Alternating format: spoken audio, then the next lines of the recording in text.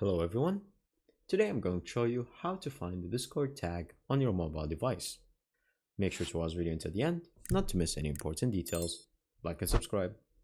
So, if you are on Discord and you have already joined a server that already provides the guild tag for you, or you would like to get it, then all you have to do is go to the server right here. This is called the Guild Archives, where you can go from here and select whichever tag you might like. And then from here, as you can see, there are multiple tags from all different kinds of servers. And so you choose whichever one you like the most. And then from here, click on join the server.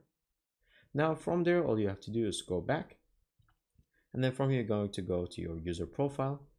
And then from here, go to edit profile. And then after that, you're going to scroll down until you see the server tag. And then from here, as you can see, you can select whichever one you might like from whatever server you might want.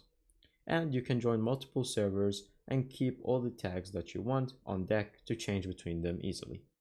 And so we're going to choose this one and then save changes, and that's pretty much it. Thank you guys for watching. See you next time. Bye bye.